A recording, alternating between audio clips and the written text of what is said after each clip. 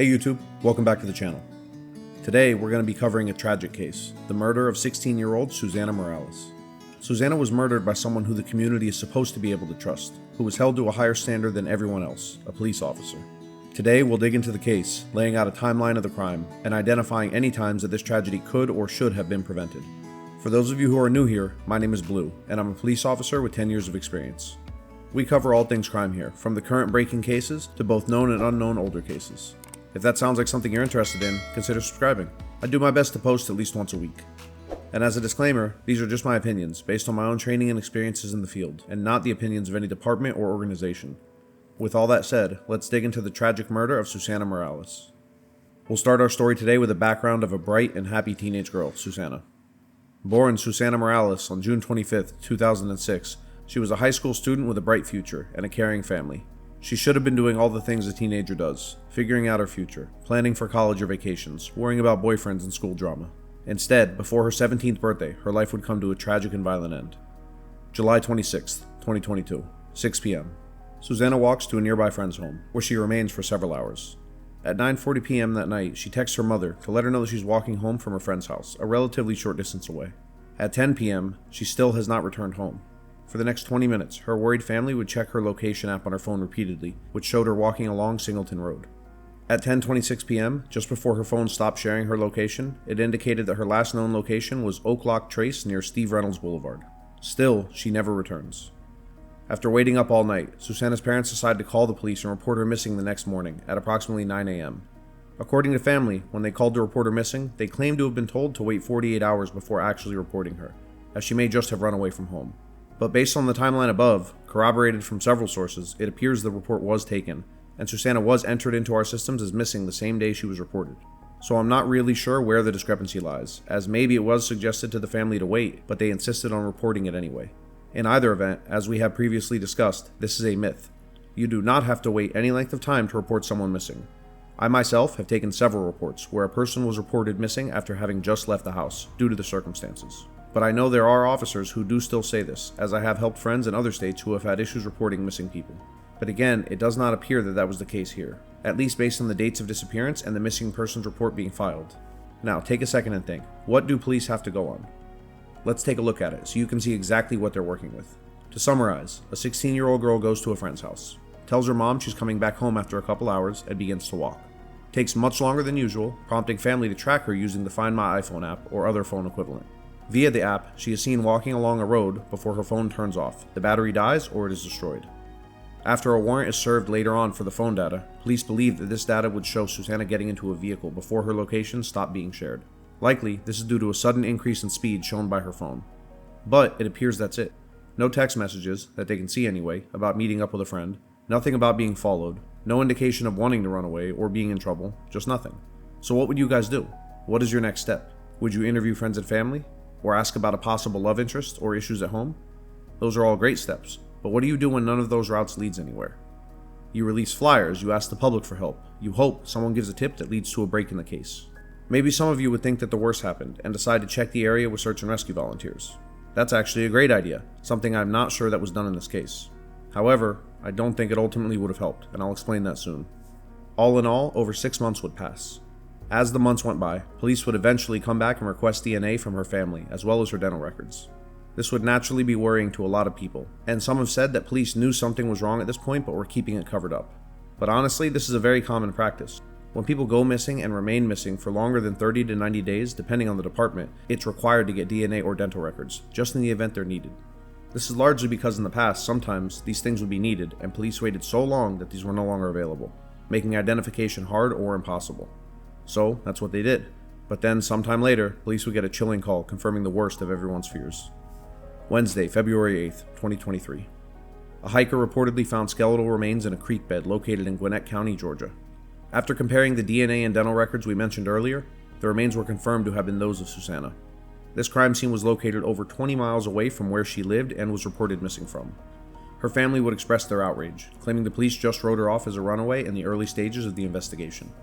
This is possible, especially considering the circumstances. But when you consider that you had a 16-year-old girl that had not returned home, was seen on an app walking home before getting into a vehicle, as it was assumed, it could just as easily be an abduction. Some ask why an Amber Alert was not issued. Like we've discussed before, an Amber Alert is only used when the following conditions are met. There is a reasonable belief by law enforcement that an abduction has occurred. The law enforcement agency believes that the child is in imminent danger of serious bodily injury or death. There is enough descriptive information about the victim and the abductor for law enforcement to issue an Amber Alert to assist in the recovery of the child. And the abduction is of a child aged 17 years or younger. As you can see, these criteria were not all met, and so an Amber Alert could not be issued. However, family believed that police did not use all of their resources because they considered her a runaway. In my experience, our detectives give just as much care and attention using the same resources for runaways as they do for other cases. From what I can read at least, it just seems that police exhausted their investigative leads early on and really didn't have much else to go on like we discussed earlier. It would later be reported that police would believe that Susana's death was a result of a murder, and this murder likely occurred between 11 p.m. and 2 a.m. on the same date, hours before the police were even notified that she was missing by family. But police would find an unbelievable piece of evidence left behind at the crime scene, and I do mean unbelievable. Lying next to Susana was a handgun. For those who don't know, every firearm has several serial numbers on them, and these numbers are kept in a federal database and tied to the owner. In this case, investigators are shocked to find that the gun is a department-issued handgun from the Doraville Police Department and was assigned to an officer. Investigators would immediately find out that this gun had been reported stolen on July 27, 2022, at approximately 11 a.m. by Doraville police officer Miles Bryant. That's right, if you're paying attention to the dates, this was the morning after Susana disappeared. According to Miles, his car had been broken into, and his department-issued sidearm had been taken from it. This is outrageously suspicious. His gun is stolen, presumably the night before the abduction and murder of Susana Morales. And that same gun was left at the same location as her body? Make no mistake about it, Miles was suspect number one from the first day. I don't know if he lost it while he was there, or decided it would be a good idea to leave it at the scene of the crime, but in either event, Miles is a monumental idiot. So how do police even investigate something like this, knowing what they do now? The first thing they have to do is to look into the theft of this gun and speak to the officer. However, you want to gather your facts first, because there's so much at stake, and you don't want to lack any information beforehand. As far as I could find, not much has been released at this time of the interview and how the detectives developed a probable cause to arrest Miles, so I will be speculating a bit here. Miles was arrested 5 days after the discovery of Susana, on February 13, 2023. He was arrested for filing a false police report and concealing a death. So let's talk about those charges. I believe that detectives were able to somehow independently prove, perhaps through camera footage, that Miles lied about his car being broken into, or that he admitted to it in an interview. In either event, they were able to determine that he was involved in some way in her death, and made efforts to conceal it. This charge was the first one brought against him, likely because they initially were not able to prove that he had murdered her, as the medical examiner was working on determining a cause of death. This would be made very difficult by the advanced level of decomposition, but apparently there was no initial proof that Susana had even been shot. However, police are confident that Miles did cause her death. The charge of concealing a death reads as follows. A person who, by concealing the death of any other person, hinders the discovery of whether or not such person was unlawfully killed, is guilty of a felony and upon conviction shall be punished by imprisonment for not less than 1, nor more than 10 years. These charges, however, would later be upgraded to include felony murder and kidnapping. Investigators believe that Miles at some point picked up Susana on the road, against her will, and possibly transported her to either his apartment or another area. I believe this because after his arrest warrant, police also took Miles' bed sheets from his home, so I would assume they are looking for any DNA from Susana. One possible scenario, I believe, is this. Miles was driving and saw Susana walking at night, alone. Miles, who we can assume would have been in his personal car, a Ford F-150 pickup, could easily have stopped Susana and identified himself as a cop, using his badge or his ID. It is also possible that he could have been in his marked police vehicle at this time, but we don't know. Susana, like most people, would likely have complied. For all we know, she was even handcuffed before being placed in the car to make it easier to control her. She would then either have been taken to Miles' apartment or the wooded area that she was found. Police have stated they believe that she was sexually battered, and Miles has also been charged for that, and also for a burglary, which we'll get into in a minute. This same scenario also happened recently in London, with the murder of Sarah Everard. Sarah was walking home when she was stopped by an off-duty police officer, Wayne Cozens, who identified himself as an officer, handcuffed her, and kidnapped her. Sarah was sexually battered, strangled, and her body was burned and disposed of in a pond. Naturally, these murders scare us the most. It's one thing to think your neighbor may be a killer, or a total stranger, but a police officer? It's terrifying because most people would obey in a situation like this, and it cost these two women their lives. As of now, Miles has been denied a bond multiple times, and will likely sit in jail until he is either exonerated or convicted. But with the news of his arrest came the discovery of his very alarming behaviors. An old neighbor of Miles and a former high school classmate claims that one day in 2018, she and her family saw him on their security camera climbing their porch, attempting to enter their home. Once the neighbor was home, she realized that multiple pairs of her underwear, even ones she claimed to have had for a long time, were missing. The neighbor and her parents went to Miles' parents to confront them about his actions, and after talking, apparently decided not to file a police report. This is a massive mistake, one that happens all too often. For a lesser crime, like a hit and run, I can understand why one would choose to handle it without police intervention, if it could be handled amicably. However, not reporting a burglary and underwear theft? This isn't the 1970s where it's seen as a prank. We now know that these types of behaviors almost always indicate serious underlying behavioral issues, and should be absolutely reported and documented. As this news was breaking, yet another female classmate came forward with a story about Miles. In February of the same year, a police report was filed, and it was alleged that Miles had attempted to break into her home. Let's take a look at a news clip explaining what happened next.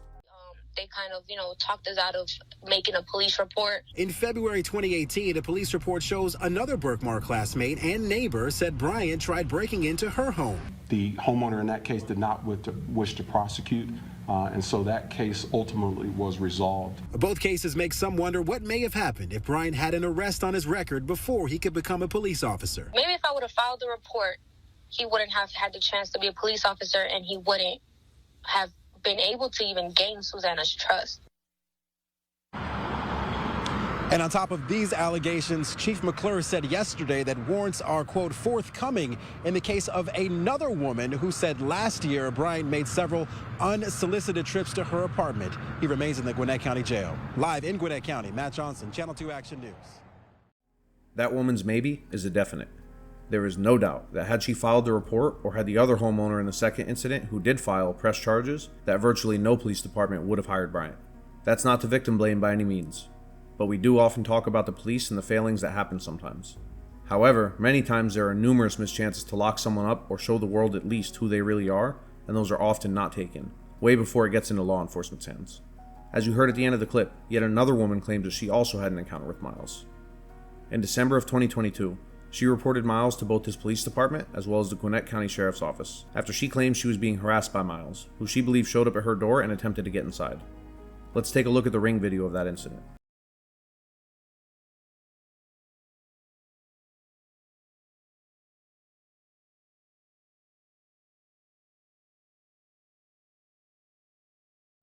Now, the internal complaint against Miles was investigated, and apparently he was told to leave her alone, which according to all parties, he did. At this time, there was no known criminal violation, at least that's what Dorville police claimed, as they told her if any violation should come up, to report it to Gwinnett County, as that's where she lived. However, some new information has surfaced, in which there is evidence that Miles tampered with a window to her apartment in an attempt to get inside, leading to his new burglary charges. Now, with the ring footage of him trying the door repeatedly, that likely would have been enough to secure the attempted burglary charge, even if it was weak. I'm not sure if police had that footage at the time, or if this is new footage just being given due to the publicity of Susana's murder. If it was known, then both agencies dropped the ball in a huge way. I wasn't able to get enough information at this time to find out when it was given, however. If you know, leave it in the comments. But no matter what, we are able to see that Miles displays an incredibly alarming series of behaviors, and it's tragic and infuriating that nothing was done about them early on, by both police and the victims who did not prosecute. A scary thought to consider is that if Miles was not so inept, and had not left his gun on scene, that it's very likely this case would have gone cold, unless his DNA was present at the scene. The firearm was absolutely the most important piece of evidence, allowing investigators to link Miles to the scene almost immediately. If not for that, who knows where the case would be right now. But as it stands, Miles sits in jail, with a 0% chance of bond being given before his trial, set for June of 2024. We'll be following along with the trial here on the channel, and I'll do my best to give you guys as much information as I can about it.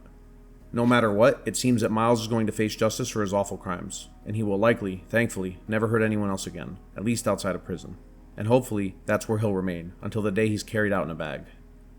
But as we've said before, that is little consolation to Susana's family, who will forever grieve the loss of their 16-year-old daughter, sister, cousin, and friend.